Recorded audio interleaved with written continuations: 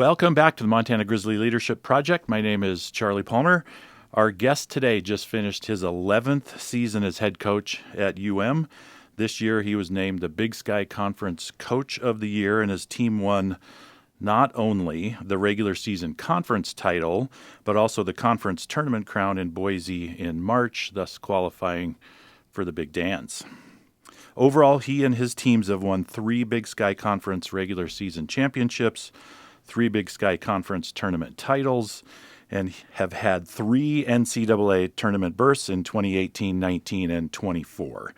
He is Montana's all-time winningest coach, and remember that list includes the likes of Heathcote, Brandenburg, Montgomery, Morrill, Taylor, Kristoviak, and Wayne Tinkle. Of course, that man is none other than Travis DeCuire. Coach, welcome to the Montana Grizzly Leadership Project. Thanks for having me. Always a pleasure. All right. Appreciate you making the time. So we'll go back to earlier in your origin story a little bit. You played at U of M 1992 to 1994 for Coach Blaine Taylor. And we had a little bit of a chat kind of related to that on our walk over here this morning. But what stands out to you? What sorts of memories do you have from that time period here at U of M and playing for Coach Taylor? Culture.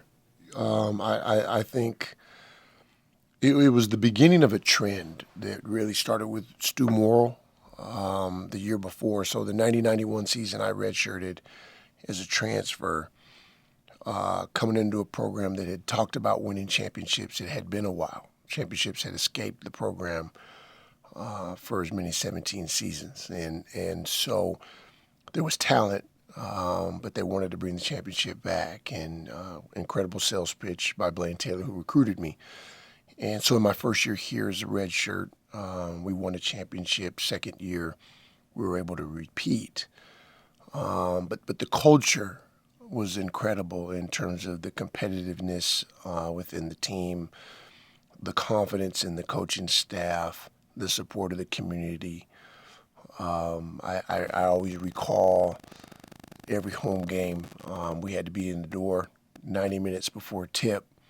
We would show up 2 full hours before because we knew the student section would be full, and we'd show up to entertain. And to me, that was a part of our culture as well. So that probably helped set the stage then, I'm assuming, for kind of later success for you as a coach. No question. Trying to chase the recreation of that culture a little bit. Yeah, and the coaches behind Blaine were able to sustain for the most part as long as it was someone that came from the coaching tree, that had been on a staff here or played here and understood what it was to be a part of Grizzly athletics. And what the Griz script meant to the community. Mm-hmm. And so for me on the return, it was more sustain than recreate. Okay. So you eventually then worked as an assistant, both under Montgomery at Cal and then Taylor at ODU. What did you take from those 2 men in terms of your coaching development? They were 2 different extensions of Grizzly basketball in new locations, right? And there were guys that took what they did here in Missoula to a different city. Blaine, his path was through Stanford as an assistant, returned to Mike Montgomery, who he had played for and worked for before going to Old Dominion. And then Mike, after a long stint at Stanford, short stint with the Warriors in Berkeley, recreating what he had built at Stanford and what he achieved at Montana. And so for me, there were a lot of similarities to the things that led to this success when I was here as a player, but each guy had his own personality. Each guy had his own attention to detail in terms of what mattered to him most and what his personality was and characteristics for a team.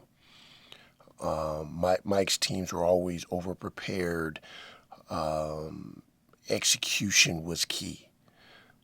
With Blaine, execution was always pristine, but the competitiveness is what got us over the top. And so for me, I had an opportunity as an assistant to get a feel for the values of each guy and pull what I felt were strengths or what I felt fit me before having an opportunity to do it myself.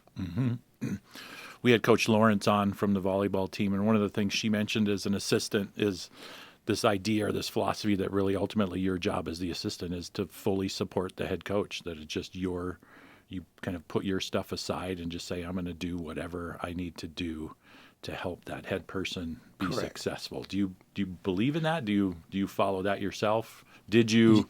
Yes, I did, and it's difficult because my lifetime philosophies, my lifetime experiences, and the things that make me who I am are completely different than the coaches I worked for. And I'll take this all the way back to Ed Pepple, returning to my high school, which is a very similar experience for me working for Blaine. Is playing for someone that saw the world through completely different goggles than I did, completely different experiences. And there were times where it was difficult. But I think that it was important for me in terms of perspective outside of my own box, opportunity to grow.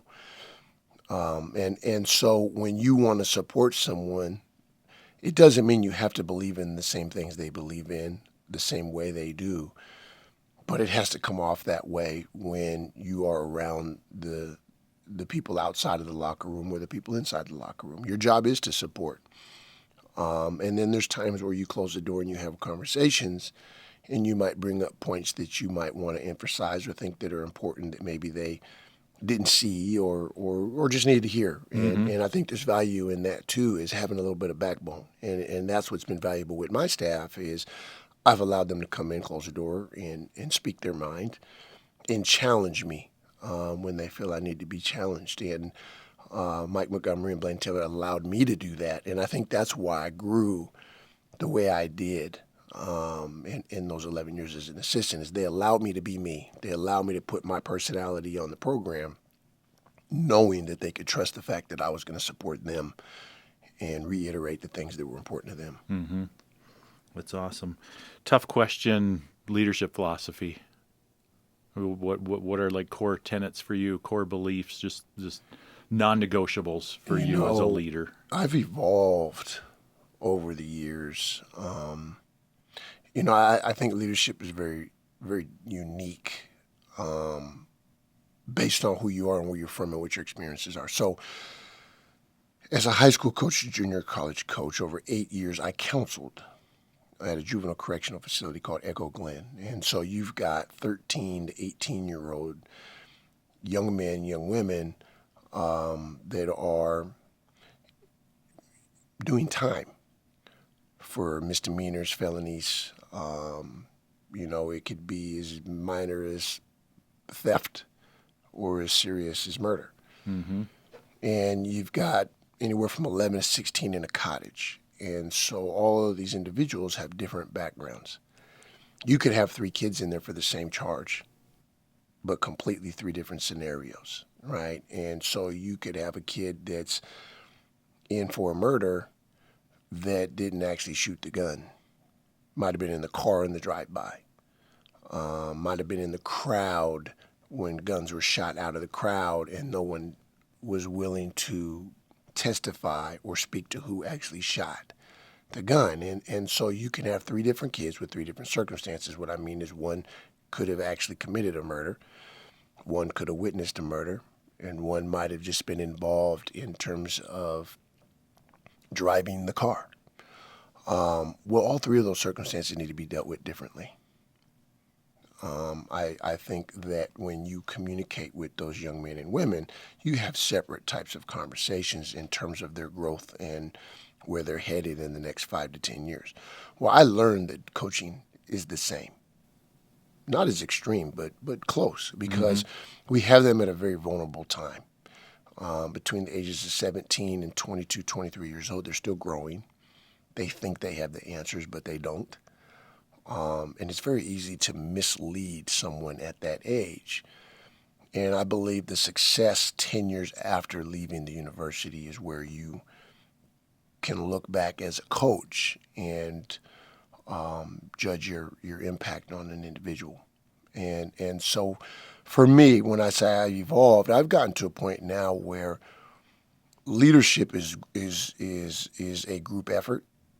It's not one person. So some of it is setting an example. Some of it is allowing people to be who they are, understand they're going to make mistakes, but guide them through those mistakes and help them with the decisions before the mistakes so that they don't make mistakes that they can't survive, right? Yeah. I think that the best leadership comes from peers. I think we are at a time now where, as the head of the snake, you can't necessarily dictate leadership anymore.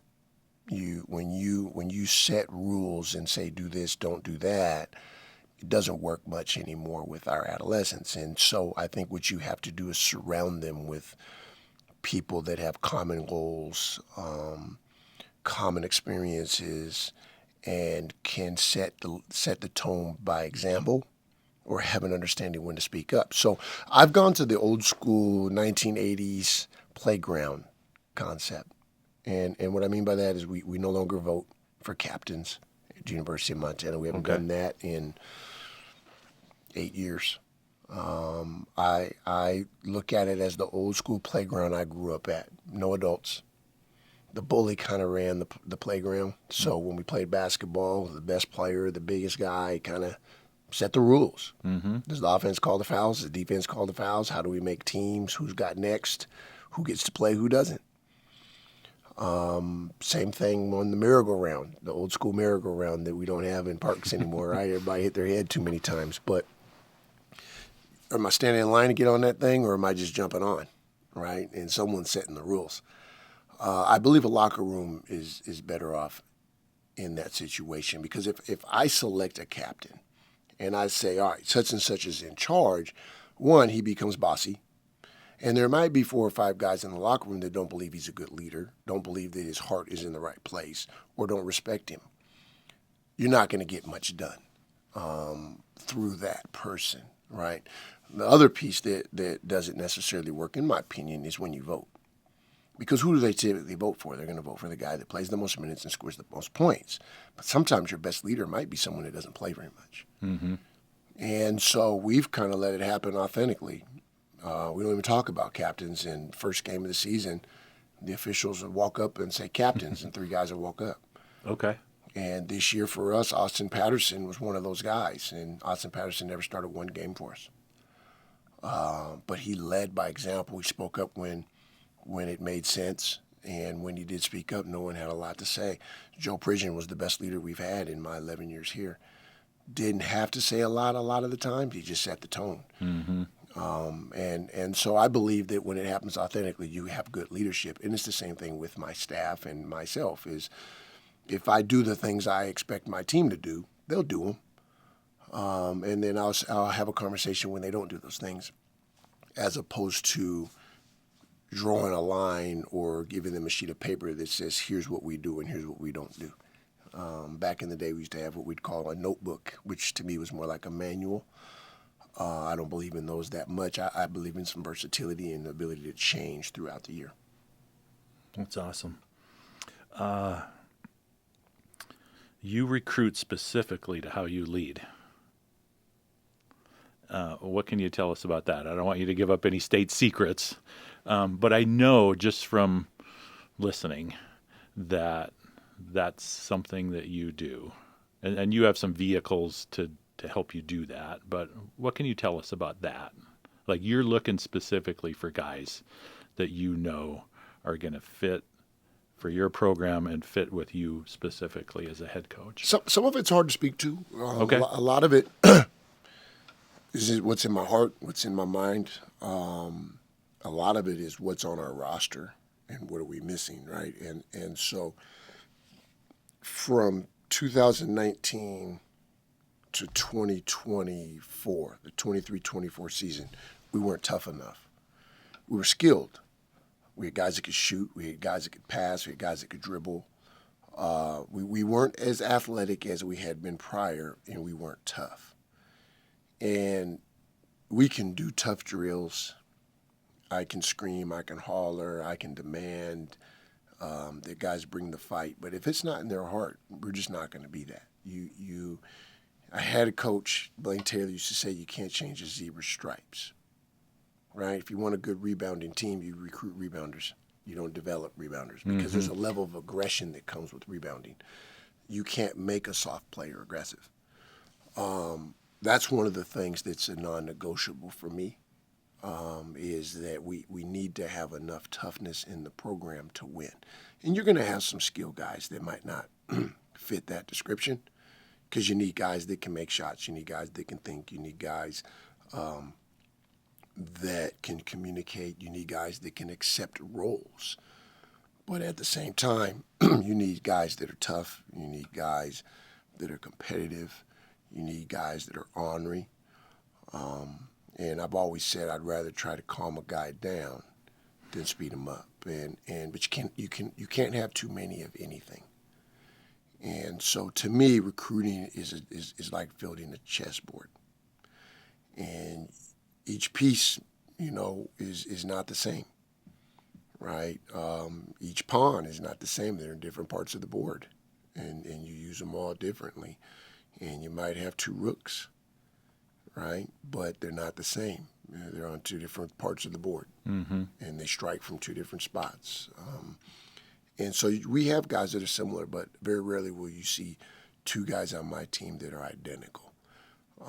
I don't believe in guys that can only play one position because I believe chemistry is one of the most important things next to toughness. And if you and I are on the same team and we both only play one position, as much as I like you and you could be my roommate and we can be from the same place, your struggles lead to my successes. Right. If you're playing too well, I'm not going to be in the game. And so there's going to be a part of me that kind of hopes you don't play well. And I want to avoid that as much as possible. I want everyone to believe that they can play together. And so you might have a pure point guard and you might have a true center, but everybody else should fit right in between. And so chemistry, guys that can do more than one thing, guys that have an understanding of the game and understand concepts and can execute. I say Simon Says a lot. If you're tough and you can play Simon Says, you can follow instructions and execute verbal commands, you can help me win a basketball game.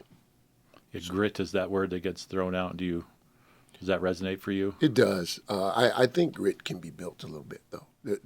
I think there's a tough kid that has competitiveness in him that might not have had enough success in his background to understand the value of continuing to fight, right? And so he might be tough enough to bring the fight. He might be confident enough to step on the floor and believe that he can accomplish the task, but maybe he's been knocked down a couple times and didn't get up the third or fourth time. And I think you can teach them to get up the third or fourth time if they've got up the first or second. And so I think there's toughness and then grit's another level to me. And you need that. You need that in the program, and I believe I have a staff full of that. And so that's something we practice on the day-to-day basis. Mm-hmm. It really seemed evident in Boise this year where you just had multiple different combinations, different guys contributing at key moments where that really seemed to be the difference. Some of that is circumstantial. A couple things. One, in terms of philosophy, right? And I always say that you've got three aspects of your life as a college athlete. Okay, you've got your academics, you've got your social life, and then you've got your sport, right? And those three areas, you want to have balance. And one of them is going to fail you from time to time. You're going to have some issues socially, whether it's a girlfriend or homesick or just, maybe it's culture shock. Coming to the University of Montana, some of our guys go through that. The other two areas you need to be successful in the other two areas during that period of time while you're struggling socially. So you need to be doing well in the classroom, and basketball needs to be a fun experience for you. When we lose tough games, when we're not playing as much as we think we should, or our coaches are hard on us, our social life needs to pick up the slack. Does that mean go to parties? No, but that means that my relationship with my teammates, my relationship with the other students in the dorms or classmates, things like that, I need to be having some fun. I need to enjoy those experiences, and I need to be doing well in school. The other thing is that sometimes we have guys in our program that are better students than others. Mm-hmm. So if I know you're a 4.0 student or you have the ability to be a 4.0 student, I'm going to put pressure on you to do that.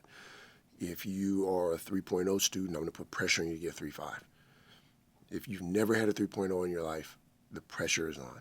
Let's get one for the first time ever in our life. Yeah. And if guys feel like they need to pick up the slack, they learn to compete for one another. Because as a team, we are going to have a 3.0. So if that means that John, who's in econ and finance in accounting, is probably going to be more likely to get a couple C's because he's not good at math, well, guess what, Mike? It's time for you to go from a 3.0 to 3.5 and pick up the slack so that when he drops to a 2.5, we're still at a 3.0. So we have these conversations off the court, right? You got a buddy that, he's got a short fuse, and you know that, and you're calm, cool, and collective under pressure. You need to keep an eye on him when you guys go out, and you need to make sure that he makes good decisions. It's your job to keep an eye on him because you're the one that's more likely to make a good decision under tough circumstances.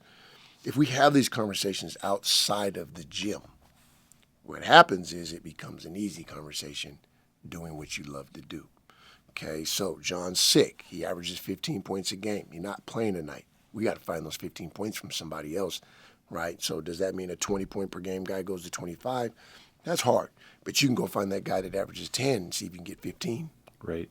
Right? If you find 3 of those guys to increase their average by 5 tonight, you pick up the slack. Or do you play your better defenders and you take 15 points off of your opponent's board? To me, that's part of it, right? That we were good at this year was Brandon Whitney's having an off night in the quarterfinals, and Austin Patterson steps up and has the game of his season, right? We are, Brandon Whitney and Kai Johnson had been our closers during that 10-game win streak. And we're in the championship game, and Brandon's playing well, but he's not having his best game. And Malik Moore picks up the slack and helps and becomes the closer along with Kai. Mm-hmm. Tajon Sawyer had been playing very well with the ball around the basket down the stretch, and in the championship game, they just were not going to let him have the ball. And guess what? Joe Bridgen takes over. And a lot of that is just always being ready to pick up the slack. Now, we had a lot of practice doing that. And that would be the second part to that is we went through a lot of adversity this year with injuries and the loss of family members. And so we had guys out. And because guys were out and missing multiple games, a lot of people had opportunities to play in their roles. And so Kai Johnson in and out as a starter, Money Williams in and out as a starter, Malik Moore missing the first 6 games of the season, Amari Jenkins injured, missing games. Mm-hmm. Just gave multiple people opportunities, and we found out that guess what? Austin Patterson could play some 4 and allow me to play 4 guards because we were so thin with Amari and Jensen out. And so we were able to learn a lot about ourselves and about each other through those adversities. And I thought that that's where we found ways to play without one another or pick up the slack when guys weren't they're having their average night. Yeah. You purposefully schedule a very difficult non-conference schedule. Is there a leadership development component to that? Yeah, I think there's a lot to be said for a team that thinks you got a chance to be pretty good in your conference and you're going to go walk into some arenas where you're not expected to win. Houston, Oregon. It's a long list. The fans don't expect you to win. The officials don't expect you to win. The only people who think you got a chance at competing are the people in your locker room. And so I think you learn a lot about your group. I think you learn a lot about the individuals. And then they each all learn a lot about themselves. But I think the biggest thing is to go play in adverse situations. And then those are the teams that you hope you play against in March. And I think we walk into the Wisconsin game with a high level of confidence because of those teams that we had played. I think Tennessee, the way the first half went, and knowing that, Tajon Sawyer got hurt in that game. Mm-hmm. Malik Moore didn't suit up in that game. Brennan Whitney, probably one of the worst games of the season for him, knowing that those three guys at this point in time going into this game are playing a lot better or more available to us than they were back then. And that was a better basketball team. So I think we had a lot of confidence going into that game. We didn't win that game, but we went into it believing we could. And that helped playing that tough non-conference. Yeah. Leadership role for your assistants, Chris Cobb, Jay Flores. You just had the benefit of some fantastic people sitting next to you. Yeah. How do you see your role in their development? How do you see them contributing to your program's success? I think some of it's development with assistants, but I've always believed that you hire leaders, right? Mm-hmm. And, I don't know that anyone's ever noticed, but the majority of my staff have always been point guards, right? And so there are guys that have played the game in a leadership role, or guys that have been head coaches, guys that had assumed the responsibility of others. And if you've been in that situation before, you're comfortable. I believe that when I'm away, that nothing should change in terms of how we go about our day. I've always believed that the players should respect each assistant coach the same way they respect a head coach. And so I've always put my assistant coaches in leadership situations. When we prepare for games, right, each coach has scouts. So if it's their scout today, they lead the film. So they've got a presentation to do at the beginning of practice every day, and they will do the introduction of our opponent and talk about the individuals and the personnel and the style of play and what it's going to take for us to win the game. They're the ones that do the walkthrough on the floor and introduce us to all the plays that they're going to run and how we're going to guard them. They're the ones that watch a ton of film and come in and do the presentation with me first and help me prepare for each game. And then they go speak to it. And so they all have been put in some sort of leader situation on the game-to-game basis, right? They all have areas, basketball-wise, X and O-wise, that they're responsible for, that they speak to, and they hold the players accountable to on the daily basis. And then they all have things off the court that they're responsible for, that they hold the team, they hold the players individually accountable to. And then they all have a responsibility to walk down the hall and have conversation with administrators and represent our program on the day-to-day basis in different areas, whether that's facilities, whether that's our finances, whether that's our scheduling, whether that's the liaison with the training room and the strength and conditioning. So they all are working daily as a head coach in their own areas. One, so that we have consistency, and there's more than one voice in the program. I think that's valuable. Two, they all can speak to why we've had success and how they've impacted our success when it's time for them to move on and become head coaches. NIL and relaxed transfer rules have drastically changed the face of college athletics, particularly basketball. What impact, if any, do these have upon how you lead? For me, the culture is what's been impacted the most in terms of the culture of college basketball overall.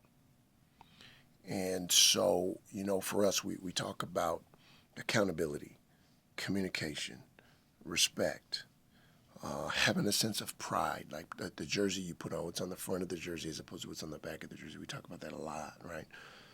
When a young man can move from program to program on the yearly basis, those things are almost out the window, because as soon as adversity hits, immediately I'm in the portal. I'm out of here. I'm going to go somewhere where they're going to allow me to be who I am, and I'm not going to change, right? Well, who's going to pay me the most money? And so for me, it's forced me to evaluate the individual more than the parent. So in the past, prior to this, I've always felt like I recruited parents.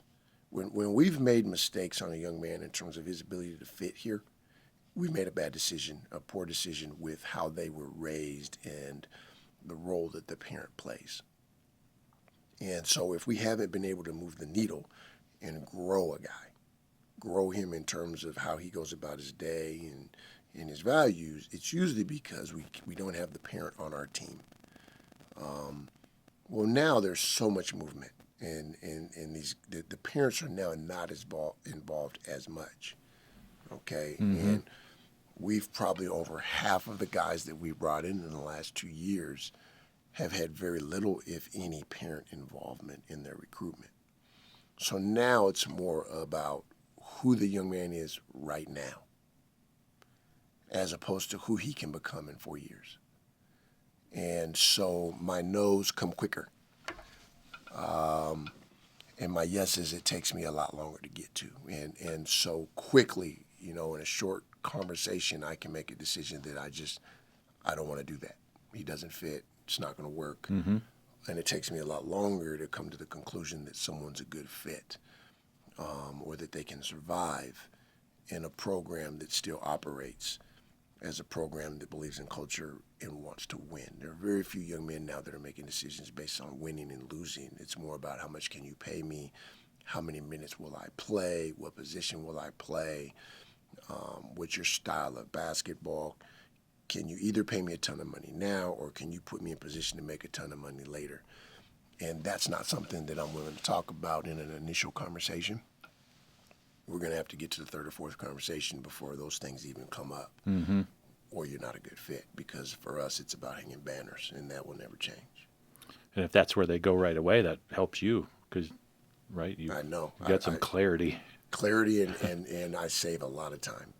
Yeah. I mean, you had 9, is that right? 9 new guys? Yes. At this point last year. Yes. 9 Yes. new guys on the roster. And now one of them asked us about finances in the conversations as transfers. And we had one high school kid that it never came up. And so that's why we had the success that we had, because they all came here to win.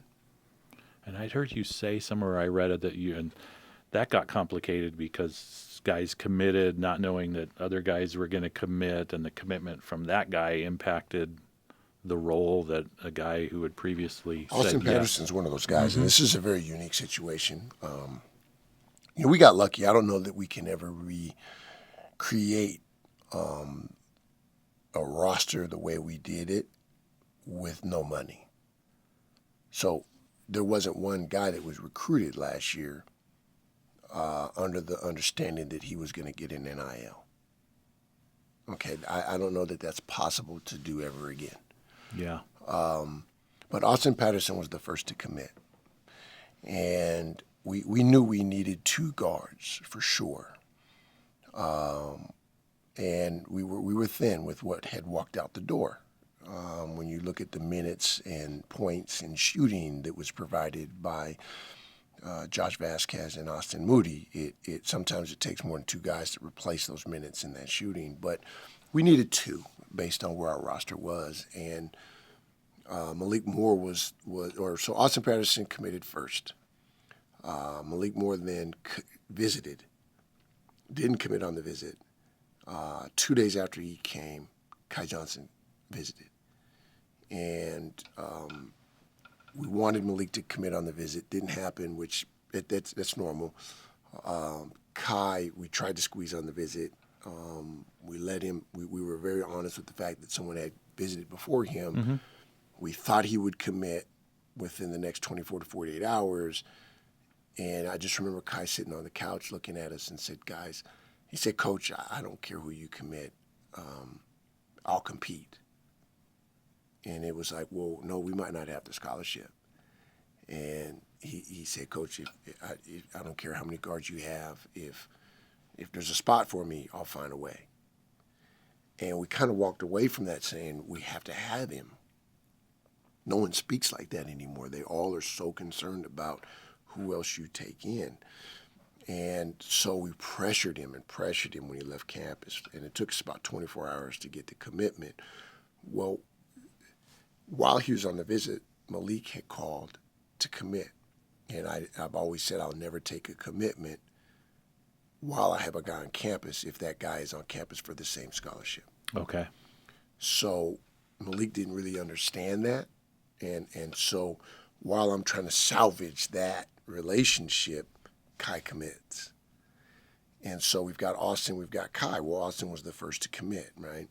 Well, Malik was the most talented, and he had multiple years on his eligibility. And so there's a little more value there when you're looking down the road.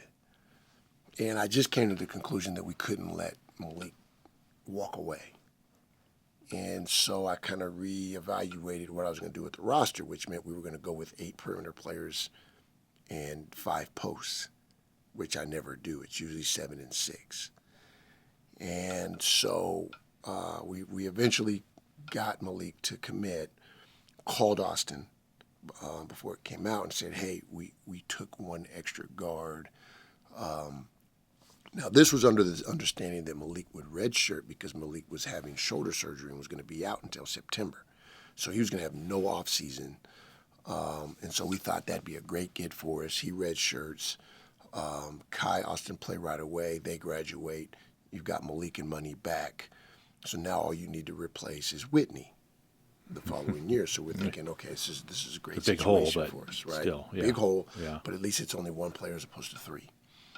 So as time goes on, Malik gets cleared, and he's the best player on the floor a lot of times in practice. And we go on and we play the schedule that we play, and something's missing. I can just feel it. Something's missing. We've got talent, but we can't win a championship with this group. We're short. And eventually I just felt that Malik was the missing piece. And so we started having the conversation. And I thought he would play when we went to Utah State. And he called me and said, no, Coach, I just don't feel good. So we left it alone. And we go and we play well, but we fall short. Mm-hmm. And we get back and, 24 hours later, Malik Moore's suiting up with the guys that are in rotation in practice and plays his first game in our MTE tournament. And after that Northridge game, after his 3 games with the group, I felt we had the team. We weren't there yet. We weren't a championship team yet, but we had the pieces.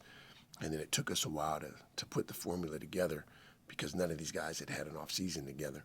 And so it was like starting over in November. Yeah. When everyone else had started working on their chemistry and style of play in June. And so we had to basically build a new team on the fly, which is why it was January before we figured out who we were. How about a map check for this next season? Right. Where are you at? Right. Where you're So facing some of the same uncertainty, you guys. Yeah. Not So coming back. But You long got story some short holes. on that, Austin Patterson ends up coming off the bench, playing just under 20 minutes a game, which is not what he expected in his mind. We didn't guarantee anything, but he's thinking he's going to start. And He was a standout player at SAC. well, he's the first one to sign a professional contract, and he's playing very well right now. He had a 30-point game last week in Australia, and so he's going to have an opportunity in a very good country to move up a level and make really good money and carve out a pretty good career for himself. So I think the sacrifice paid out for the program, but it also paid out for him. Money Williams coming out of the starting lineup, becoming 6th man, and then at the end of the season, he's the one getting NBA workouts. So the sacrifice, the buy-in, some of that was our staff working and communicating with the guys throughout the season. A lot of it was these young men, how they were raised and how they saw themselves when they look in the mirror every day. But yeah, right now we're kind of in that situation again where we got a guy waiting on a waiver that we hope we can get, and we could look up and have 1 guard more than we planned, and pretty much be in a very similar situation next year. The only difference is we won't have as many proven players. It's talent on paper, but a lot of guys have some things to prove because they don't have as much playing experience. Well, it's going to be exciting to see how it all comes together. Looking forward to it. All right, Coach, thanks for making the time. We appreciate you chatting leadership with us. Really, thank you for that. That's going to do it for this episode of the Montana Grizzly Leadership Project. We will see you next time when we continue our conversations with other UM head coaches. Great. Thanks for having me. Thank you.